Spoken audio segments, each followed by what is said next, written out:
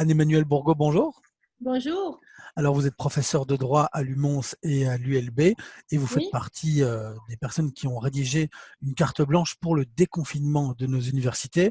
C'est signé par plus de 300 membres de personnel des universités en Fédération Wallonie-Bruxelles. Il y a eu pas mal d'annonces de certaines universités qui ont annoncé un prolongement des cours à distance, des examens à distance pour une certaine partie des cours pour la rentrée 2020-2021. C'est ça qui a motivé votre carte blanche. Vous avez peur que ces mesures qui ont été prises dans l'urgence Covid-19 soient prolongées? oui, c'est exactement notre crainte et je tiens à souligner que toutes les universités de la Fédération Wallonie-Bruxelles sont représentées dans notre carte blanche. Notre crainte, si vous voulez, c'est qu'on a basculé dans l'e-learning au moment où la situation était dramatique et on a basculé dans l'e-learning parce que nécessité fait loi et que donc tous, avec beaucoup de bonne volonté, et avec les moyens du bord, c'est-à-dire pas beaucoup de moyens dans les universités, on a fait notre maximum pour essayer que ça se passe bien. On l'a fait parce que la situation du pays était dramatique. On l'a fait parce qu'il fallait trouver des solutions, que c'était ça ou rien du tout. Eh bien, on l'a fait, mais maintenant, à l'heure du déconfinement, il est très important pour nous de rappeler que c'était un régime exceptionnel parce que nécessité fait loi et que maintenant, comme heureusement d'ailleurs, il y a une amélioration des conditions sanitaires, il n'est pas question pour nous que la Covid-19 soit le prétexte pour basculer dans l'enseignement à distance. Donc, ce que vous nous dites, c'est que professeurs, enseignants, mais aussi étudiants se sont démenés et ont pris sur eux dans des conditions difficiles pour que Mais cet e-learning se passe dans les exactement. meilleures conditions possibles, mais c'est pas tenable à la rentrée? Exactement. En fait, si vous voulez, ce qui est très compliqué, c'est qu'on a tous fait du mieux qu'on pouvait et donc chaque professeur fait le maximum pour que l'examen se passe bien, chaque service administratif, chaque service pédagogique et chaque université.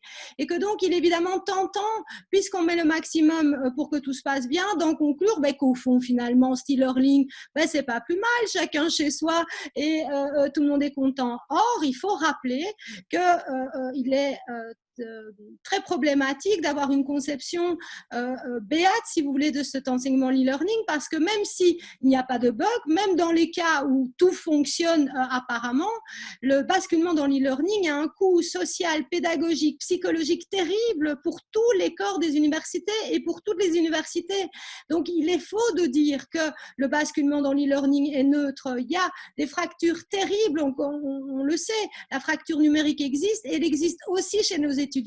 Et donc, même si les universités, je tiens à le souligner, ont fait des efforts mais terribles pour essayer d'amoindrir, d'adoucir le coût de ces fractures, il est faux de dire que nous sommes tous égaux par rapport aux ordinateurs. Et par ailleurs, au-delà de l'accessibilité, si vous voulez, de la dimension extrêmement clivante pour les étudiants de l'accès aux nouvelles technologies, un enseignement universitaire de qualité ne peut pas se faire à distance. La relation pédagogique et la relation entre professeurs et assistants et étudiants ne peut pas se nourrir uniquement de distance. On recevait Yvan Angler, le recteur de l'ULB, la semaine dernière, qui nous parlait justement du plan, de la vision pour l'ULB dans les prochaines années, avec des cours à distance qui prendront une part, avec chaque étudiant qui aura une partie de ses cours à distance, une partie de ses cours présente en auditoire.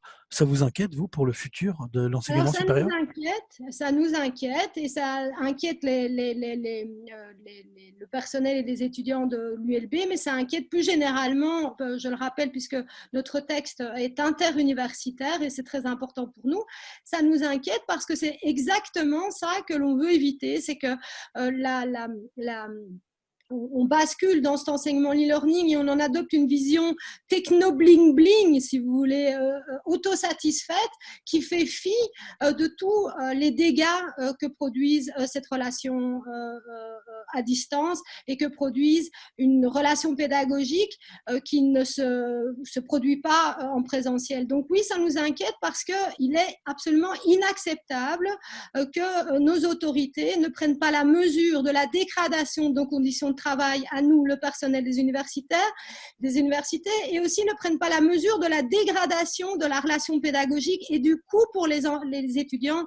que cette session en e-learning a occasionné. Donc, il n'est tout simplement pas acceptable de nous présenter, de nous vendre un chat dans un sac et de nous présenter comme une opportunité extrêmement positive, et je me répète, mais techno-bling-bling, ce basculement dans l'e-learning, alors qu'on l'a fait.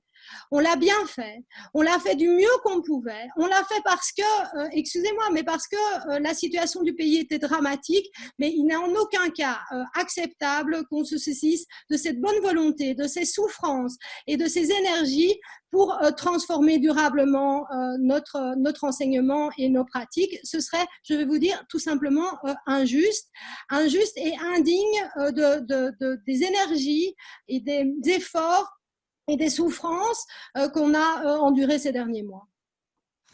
Anne-Emmanuelle Bourgault, je rappelle que vous êtes professeure de droit, notamment à l'UMONS et à l'Université libre de Bruxelles. Merci beaucoup d'avoir répondu à nos questions. Je vous en prie et merci à vous pour votre intérêt.